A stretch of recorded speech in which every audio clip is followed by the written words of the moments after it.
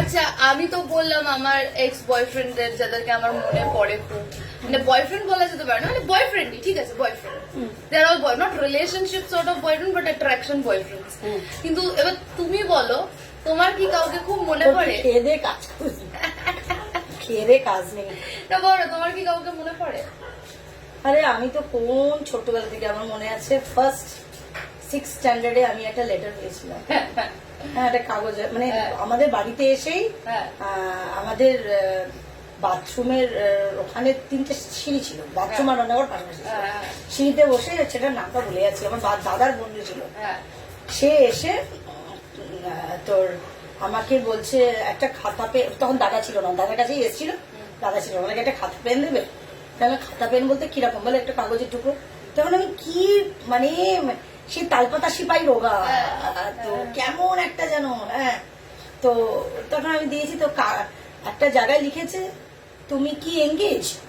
এবার এঙ্গেজটা না মানে আমি বুঝতে পারতাম না, তাহলে আমি তোমার সঙ্গে কিছু কথা বলতে চাই, আমাকে জানিও তুমি, ঠিক আছে, এটা এখনো আমার মনে পড়ে। তো আমাকে কাগজটা দিয়ে ও চলে যায়। তো আমি আবার কি করেছি, ভয় চোটে ওটা ডায়েরির ভিতরে রেখে দিয়েছিলাম। ওটা বাবা দেখে নিয়ে যাচ্ছে, তাই আমাকে করেছিল। কিন্তু এগুলো করার খুব ভুল। আমি কি করেছি, যদি তো সেই সময় একটা ফ্রেন্ডলি নেচারটা থাকতো না, তাহলে আজকে হয়তো আমি সমস্ত কিছু বাবা আমাদের বললে আমি হয়তো বেরিয়ে যেতাম না চাকরি করতে। এত বেশি ইয়েতে রেখেছিল, অথচ আমি ইনকাম করি সবকিছু। অবশ্য সেই সময় ইনকাম করছি না। তারপরে মনে আছে বুঝবন্তী পাল আছে না, বাসন্তী পাল, মানে ওদের দশকম্বার দোকান, ওদের বাড়ি পাশেই ওদের বিলেদের দোকান। তো বিলেদের নিজস্ব দোকান ছিল, যেটা দোকানের মালকিন হতো। না বিলে না, বলছি ওদের পেছনে বিশাল জমি, মানে মাঠ, আম গাছ টাম গাছ আছে না। আমরা খেলতে যেতাম, ব্যাডমিন্টন খেলতে যেতাম।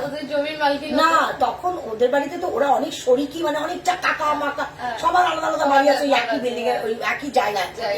বিশাল বড় না, সুমন না, ওই হ্যাঁ, ওদের প্রত্যেকের আর কি। সেখানে একজনের বাড়িতে, মানে প্রত্যেকটা ওদের তো রিলেটিভ, সমস্ত রিলেটিভ কানেক্টেড। তো একজনের বাড়িতে, ওটা মনে আছে চাপাদিদের বাড়িতে, তোর একটা ছেলে এসেছিল সুমন বলে, দেখতে বাজে, তখন ভালো লাগে। আমি সেই 4টের সময় চম্পা ডাকতে আসতাম, আমরা ব্যাডমিন্টন খেলতে হবে, চম্পা তুমি আমার দুটোই বন্ধু, হ্যাঁ, ব্যাডমিন্টন খেলতে যেতাম। আর আমি তখন তো নানা শার্টটা পরতাম, পরে শার্টটাকে আবার তখন এক ধরনের স্টাইল ছিল, না একটাকে দিকে না বুঝে বার করা, পুরো খুলে রাখি, ফুলে থাকে বেলুনের। আর আমার না খুব মিনি স্কার্ট পরার শখ ছিল, কিন্তু আমাদের তো সেরকম করে জামা কাপড় বাবা কিনে দিত না।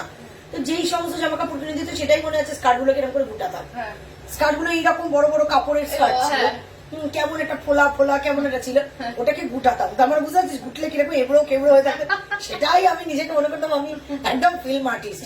চুলটাকে তখন কি করতাম বলতো, সামনে সব বেবি হেয়ার গুলো আছে না, সেগুলোকে কুচকিয়ে কুচকিয়ে কুচকিয়ে কুচকিয়ে এই জায়গাটা ফোলাতাম, মানে কি যে স্টাইল ছিল।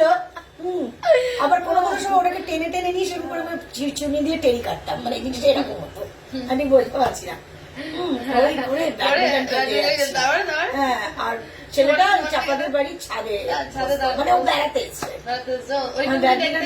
ওই যে টাকা, এটা আলাদা জিনিস ছিল। আমি এটার হ্যাঁ, কিন্তু কথা বলা নেই, কিন্তু ওই তাকানোতেই মজা। ও উপরে ছাদে বসে রয়েছে, বই টই পড়ছে, আর আমি ব্যাডমিন্টন খেলছি, আর ভাবটা কি চিৎকার করছি, এই হবে না হবে। ও এক ছিল, তারপর মামার বাড়িতে ছিল, মামার বাড়িতেও একটা ছেলে, আমি বারান্দায় দাঁড়িয়ে থাকতাম, মানে যখন মামার বাড়িতে যেতাম, সেটা ফুটবল খেলতো, ওর নাম সুমন। হ্যাঁ, ওই বারান্দায় দাঁড়িয়ে দাঁড়িয়ে ওকে ওর দিকে তাকাতাম, ভাবসাব এমন করতাম না আমি তো ওর দিকে তাকাচ্ছি না, ও আমার দিকে, ও দাঁড়িয়ে দাঁড়িয়ে কিন্তু ফুটবল নিয়ে, ও কিন্তু ল্যাম্প পোস্টের ওখানে দাঁড়িয়ে দাঁড়িয়ে ও কিন্তু ফুটবল দিয়ে এখন বাউন্স করছে, ও দাঁড়িয়েছে আমার জন্য, আর আমিও দাঁড়িয়েছি, কিন্তু আমি দেখাচ্ছি না। কোন ক্লাসে পড়ো? কোন ক্লাসে? 5, 6 এরকমই সময় কথা বলছি।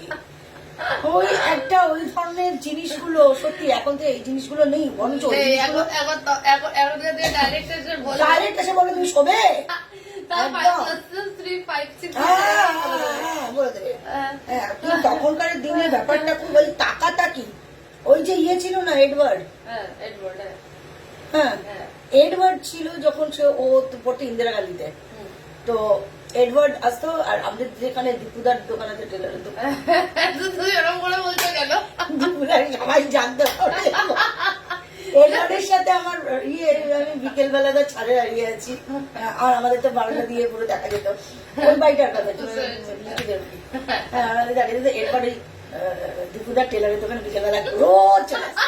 এসে টেলারের দোকানে কি করতো? ও তো টেলার দেখতে আসতো। আমাকে দেখতে আসতো হ্যাঁ হ্যাঁ, এই যে ব্যাপারগুলো ওই কাচের ফাঁক দিয়ে মানে ওদের তো মানে টেলারের তো কাচের ইয়ে রয়েছে শার্টে ওই কাচের ফাঁক দিয়ে দেখতো এডওয়ার্ডকে ভালো দেখতে ছিল না দেখতে ভালো ছিল সেই সময় তারপরে ঠিক সেরকম সন্ধ্যে চট হয়ে যেত তখন আমার বাড়ির তলা দিয়ে ও চলে যেত আমি তো তারপর ঘরে ঢুকে যেতাম এই যে ব্যাপারগুলো ছিল মামাই এটা একটা আলাদাই ছিল কি কি যে আমার কাজের গন্ডগোল করে দিচ্ছে এই সমস্ত বলছি, কি বলছি?